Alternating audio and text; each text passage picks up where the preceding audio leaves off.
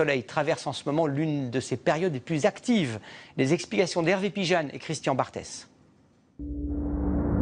150 millions de kilomètres séparent la Terre de son étoile. Aujourd'hui, grâce aux satellites de la NASA et de l'Agence spatiale européenne, le Soleil n'a jamais semblé aussi proche. Ces protubérances nous apparaissent désormais dans tout leur gigantisme.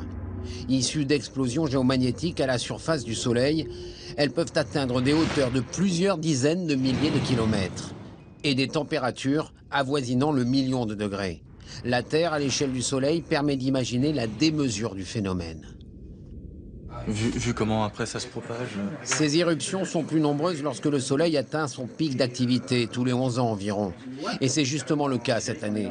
Les scientifiques sont à l'affût. On peut s'attendre à une forte activité éruptive, mais ce cycle est quand même bien moins violent que les cycles précédents. Comprendre et prédire les sautes d'humeur du Soleil, même de moindre intensité, est aujourd'hui devenu un enjeu crucial pour nos sociétés modernes. Il va accélérer des particules, et puis il va éjecter cette grosse masse qu'on appelle l'éjection coronale de masse, qui, elle, va se transformer petit à petit en un nuage, et qui, lui, va mettre entre 1 et 4 jours pour arriver vers la Terre. Ce nuage, on peut désormais le suivre à la trace. Le voilà qui atteint Vénus, puis la Terre.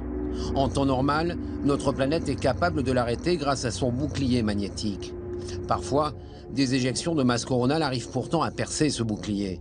De magnifiques aurores boréales apparaissent alors au niveau des pôles. Mais il y a un risque, un blackout d'origine géomagnétique. Plus d'électricité, plus de satellites, plus d'ordinateurs ni de téléphones mobiles. L'économie mondiale, de plus en plus dépendante des nouvelles technologies, serait quasiment paralysée. Il y a des effets connus de façon certaine. Et on cherche absolument, sur la haute technologie, à s'en prémunir. Mais cela ne signifie pas que nous avons peur d'une super grande éruption qui détruira la Terre. Alors que prévoir pour 2013 ? Une tempête solaire comme il en arrive tous les 100 ans ? Si c'était le cas, le coût économique pourrait être 20 fois supérieur à celui engendré en 2005 en Louisiane par l'ouragan Katrina.